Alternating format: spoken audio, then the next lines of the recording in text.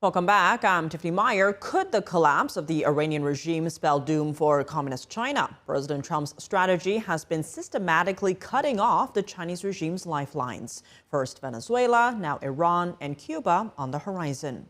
Joining us now is leading China analyst Gordon Chang. He's the author of the books Plan Red, China's Project to Destroy America, and the Coming Collapse of China. Gordon, thank you so much for joining us. Great to have you here. Now, there are reports that China's leadership was caught off guard by these strikes, including from professors and government advisors inside Beijing.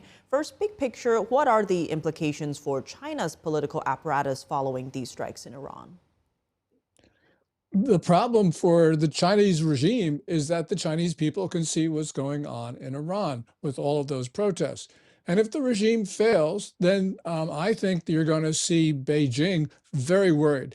They were very worried when the Soviet Union fell. They were very worried during the Jasmine Revolution. All of these quote unquote color revolutions really just get the Chinese regime where it lives. And Xi Jinping has talked about this in secret Communist Party meetings, especially the one in December of 2012, where he talked about the defense of communism. I want to get into that, but first, in terms of economic impacts, reports say China gets about half of its oil through the Strait of Hormuz, buying nearly all of Iran's sanctioned oil. We've seen China halt diesel and gas exports, and now there are reports of tankers declaring themselves Chinese to not get hit. How significant is this strait to China economically, especially if this goes on for a while? The Chinese economy is eroding fast, and at the same time, you have this hit on energy.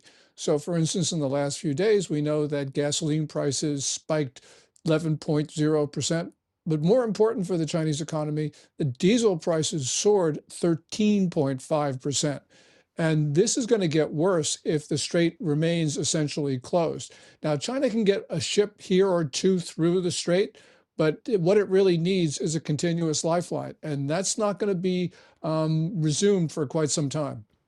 Now, on top of the economic woes, there have been massive purges across China's leadership, with the top generals essentially wiped out. Now, with Chinese leaders in the midst of their biggest political meetings this week, what signs of instability are you looking out for here? I think the most important thing is when you look at what they're saying about the economy, because that is driving a lot of the problems inside Beijing right now. And they're signaling that they expect the economy to decline in 2026. And their growth target is 4.5 to 5%. That compares with the growth target for last year of 5.0, which is what they in fact reported. But they didn't grow that fast, Tiffany. We don't know exactly what the Chinese economy did last year, but it looks like 1 or 2% growth, if that. And it could very well have been a contraction because we're seeing price deflation, and deflation is an economy killer. And we're seeing probably 20% overall unemployment. And that is a real indication of failure at a time when they need a lot of money in order to retire the debt that they've accumulated, especially since 2008. Definitely a lot to watch for there. Here at home, though, we've seen China ramp up the information war following the strikes in Iran, with pro-CCP networks also funding protests against the strikes. Why is the CCP trying to control the information realm? What's at stake here for the CCP? Ultimately, the regime sees its survival at stake, and they do not want this war to continue. So they're trying to stir up the American populace against President Trump. Because President Trump, if he continues the bombing, can actually do a lot of damage to not only the Chinese economy, but the Chinese regime itself. So they see that probably close to being an existential threat for them. And that means they'll do everything, including riling up the American populace against Trump in order to make sure that they can continue their rule of China. And Gordon, a new report by the House Select Committee of China warns that China is using Latin America as a launch pad for military space operations, noting at least 11 Chinese-linked sites across Argentina, Venezuela, Bolivia, Chile, and Brazil, including ground stations and telescopes that serve dual-use military purposes tied to China's military. How has the CCP leveraged dual-use tech or the guise of scientific research to mask its military buildups? Well, they haven't tried very hard to mask what they're doing there. And matter of fact, China was able to establish those ground stations, and just because the United States was not opposing them. And in addition to that, those ones mentioned by the House Select Committee, you have about four listening posts, at least four listening posts in Cuba, and perhaps a military base there as well, as reported by the Wall Street Journal.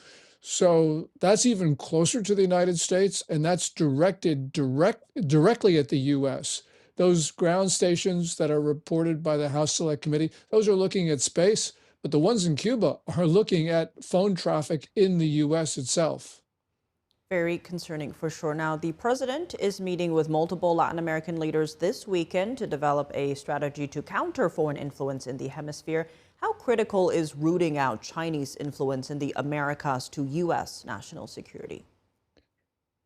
It's really important. I mean, we had those caravans come up through Central America and through Mexico into the United States.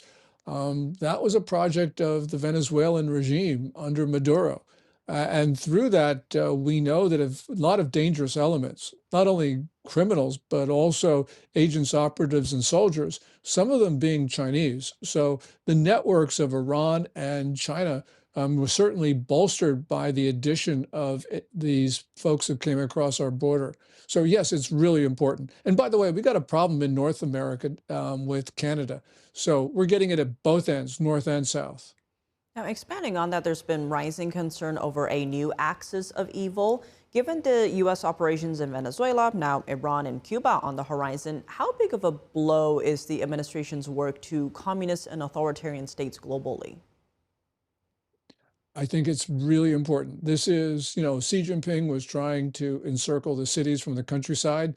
We were the city, and places like Venezuela, Cuba, Panama, everywhere else was supposed to be the countryside constricting the United States.